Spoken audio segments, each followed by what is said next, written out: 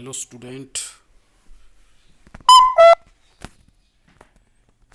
आज हम कर रहे हैं 12th आर हिस्ट्री का 5th चैप्टर, जिसका हम सेकंड पार्ट करेंगे, जिसमें हम विदेशी यात्रियों के बारे में चर्चा कर रहे थे। जिसमें तीसरा विदेशी यात्री हमारा मुख्य है, जिसका नाम फ्रांसवा वर्नियर।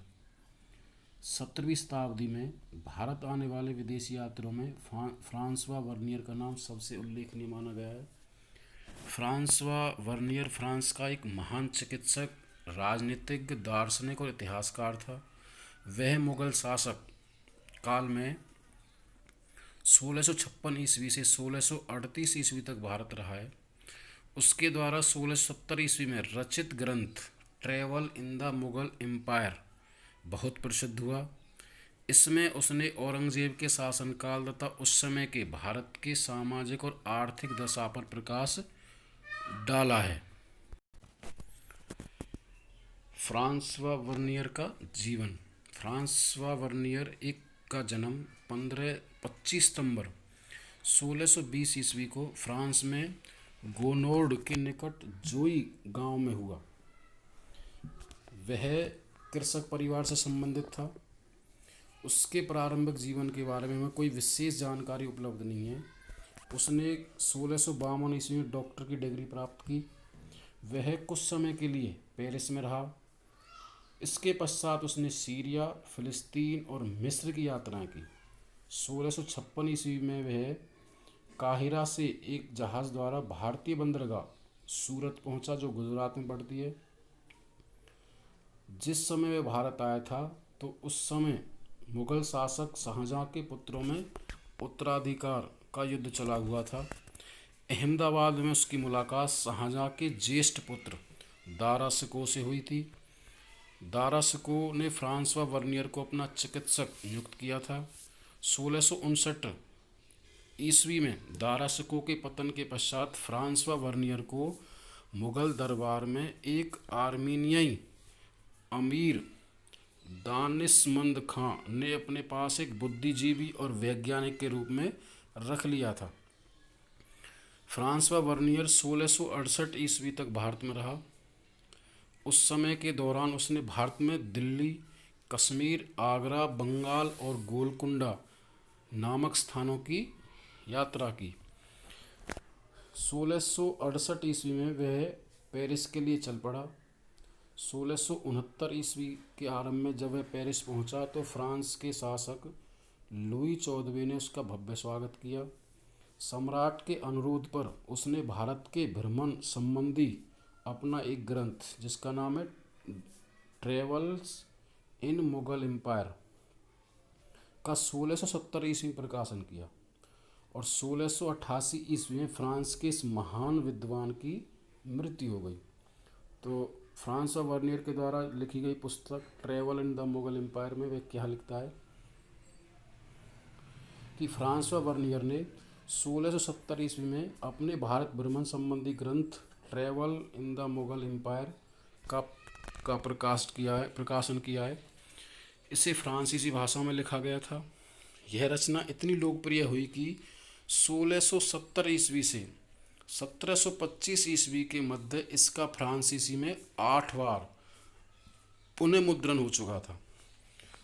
1671 से 72 में इसका फ्रांसीसी भाषा से अंग्रेजी भाषा में सर्वप्रथम अनुवाद हेनरी ओल्डनबर्ग के द्वारा किया गया।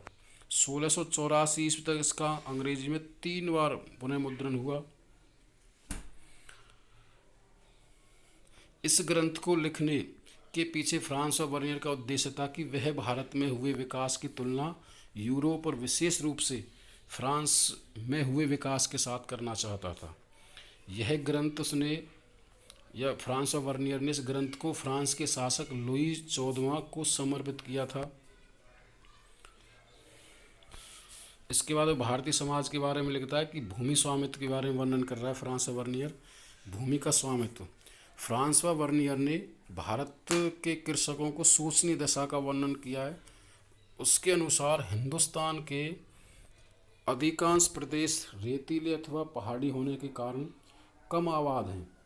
यहाँ के कृषि योग्य भूमि बहुत कम है। श्रमिकों के अभाव में ऐसा कर पाना संभव नहीं है। प्रांतीय सूबेदारों एवं एवं अधिकारियों के क्रूर व्यवहार के कारण किसानों को घोर कष्टों का सामना करना पड़ता है। उन्हें अपने लोभी स्वामियों की मांगों को पूरा करने में असमर्थ हो जाने पर न केवल जीवन निर्वहन के साधनों से वंचित किया जाता था, अपितु अपने बच्चों से भी हाथ धोना पड़ता था। इन बच्चों को दास बना दिया जाता था।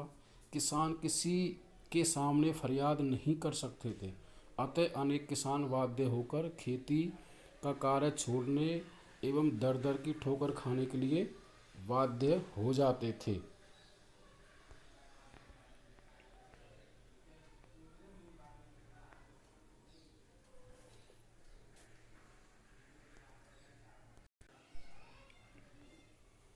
फ्रांस वर्नियर का यह प्रयास था कि मुगल कालीन भारत से संबंधित उसका विवरण यूरोप में उन लोगों के लिए एक चेतावनी का कार्य करे जो निजी स्वामित्व की अच्छाइयों को स्वीकार नहीं करते।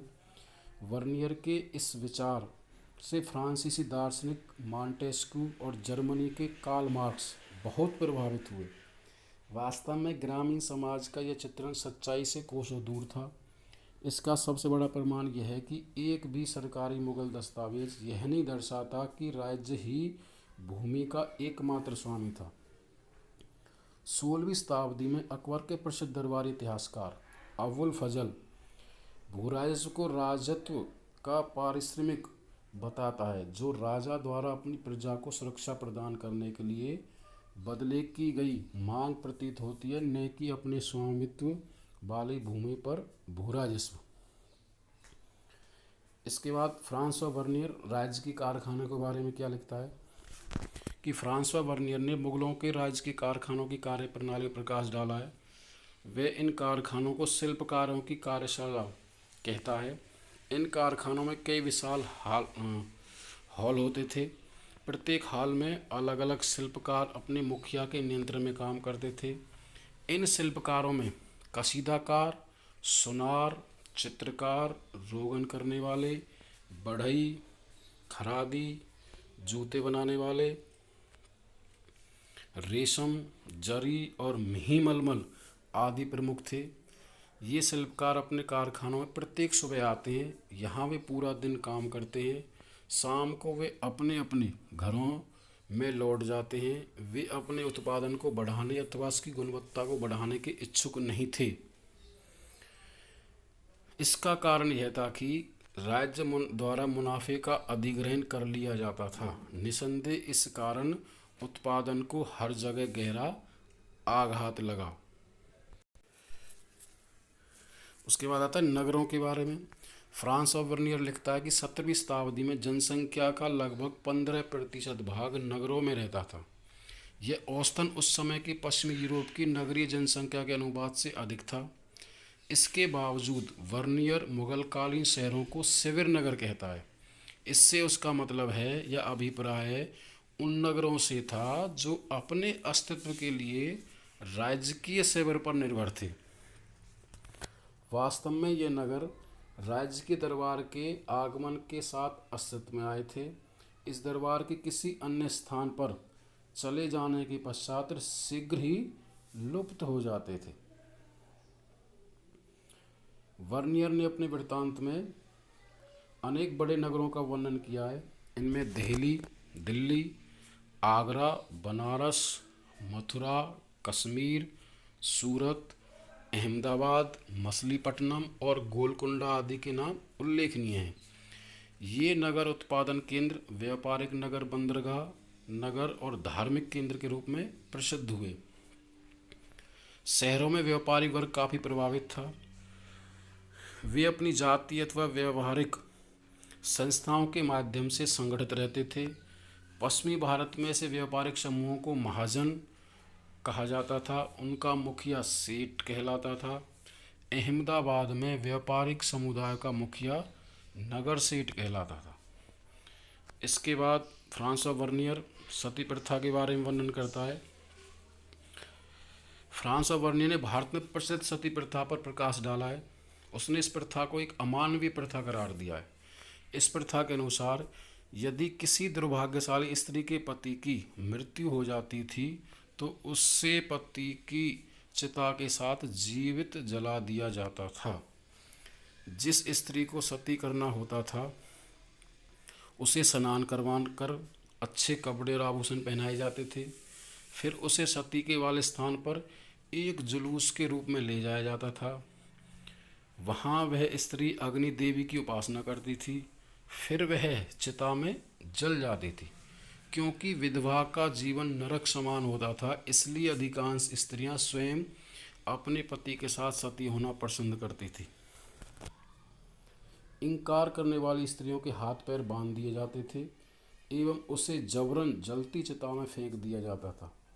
लोग उसकी चीख पुकार से विचलित न हो, इसलिए वहाँ पर जोर जोर से ढोल बजाए जाते थे। वर्नियर ने स्वयं लाहौर में एक 12 वर्ष की बालिका को सती होते हुए देखा। उस समय लोगों के मन में बाल विधवाओं के प्रति भी कोई सहानुभूति नहीं होती थी। इसके बाद हमारे कुछ विदेशी यात्री, जिनमें कुछ अन्य यूरोपीय यात्री हैं, जिनमें सबसे पहले आते हैं अब्दुल रज्जाक। अब्दुल रज्जाक 15वीं शताब्दी का फारस या ईरान का एक महान विद्वान था। उसका जन्म 1413 ईस्वी में हेरात में हुआ। उसने अपनी शिक्षा प्राप्त की या अच्छी शिक्षा प्राप्त की। वह 1437 ईस्वी में खुरासान के शासक शाहरुख खान के अधीन समरकंद का काजी नियुक्त हुआ था। अब्दुल रज्जाक की योग्यता से प्रभावित होकर शाहरुख खान ने उसे विजयनगर के शासक देवराय द्वितीय के दरबार में राजदूत बना करके भेजा, जो कर्नाटक क्षेत्र में पड़ता है। 1442 ईस्वी से 1443 ईस्वी तक देवराय द्वितीय के दरबार में रहा। उसने 15वीं शताब्दी में विजयनगर साम्राज्य का प्रत्यक्षदर्शी वर्णन किया है। वह लिखता है कि विसनगर या विजयनगर शहर ऐसा है कि समस्त पृथ्वी पर उसके समान अन्य कोई स्थान आँखों से न देखा है न कानों से सुना है। वह लिखता है कि विजयनगर साम्राज्य में ब्राह्मणों का बहुत सम्मान किया जाता था। उस समय के लोग बहुत समृद्ध थे। वे कई प्रकार के बहुमूल्य गहनों को धारण करते थे। वह लिखता है कि विजयनगर साम्राज्य में महानवी के दौरान या महानवी के त्योहारों के दौरान विशेष रूप से बहुत धूमधाम से त्योहारों को मनाया जाता था। और इस महान व्यक्ति की 1482 ईस्वी में मृत्यु हो गई। उसके बाद नेक्स्ट आते हैं हमारे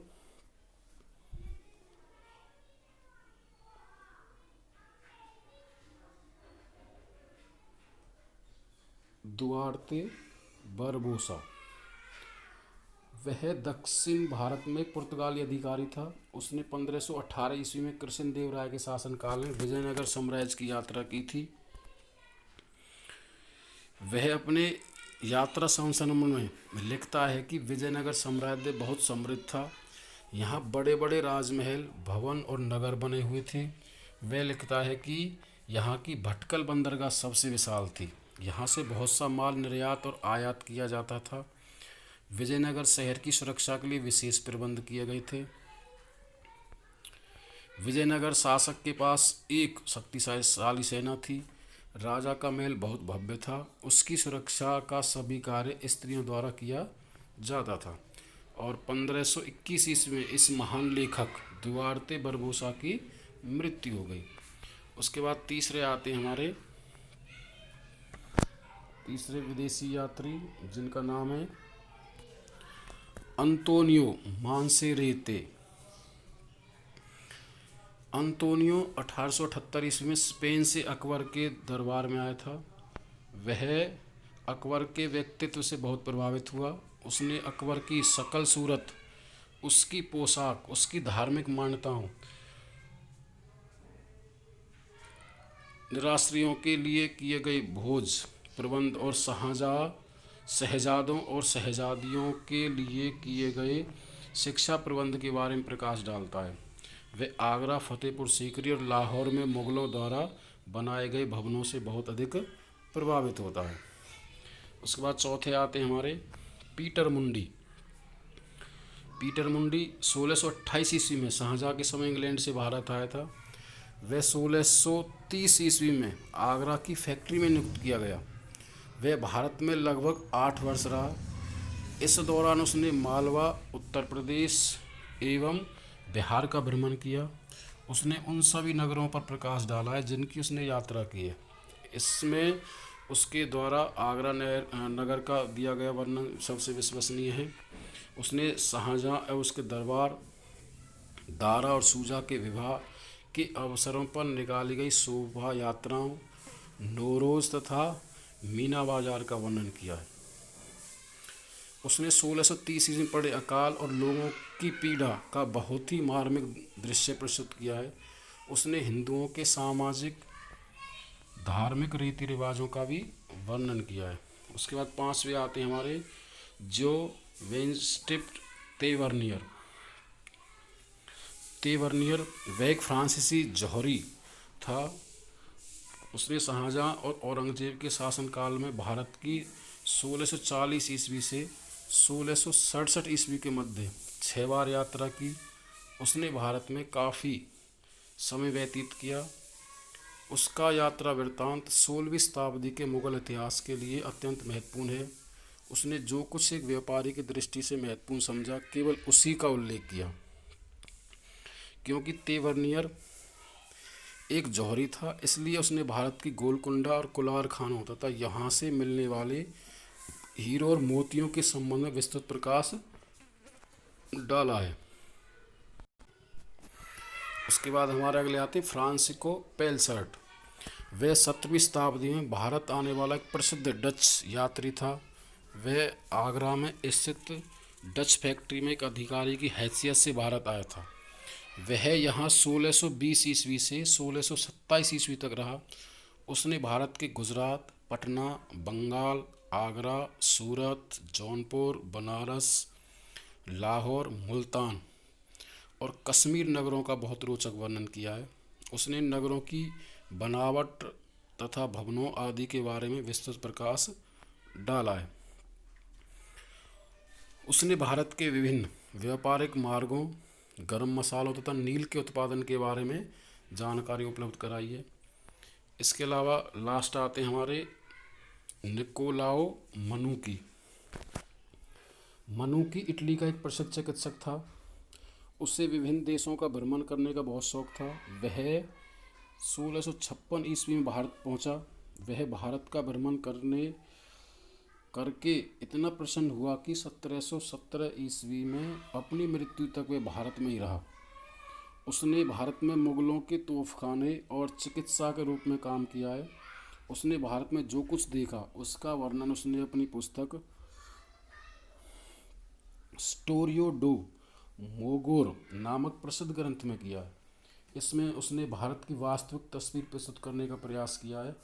वह चाहता था कि यूरोपवासी भारत आने से पहले उनके ग्रंथ का अध्ययन अवश्य करें। तो स्टूडेंट, 5th चैप्टर का ये हमारा लास्ट पार्ट, जिसमें हम आज इसे एंड करते हैं। Safe home, stay home. Thank you.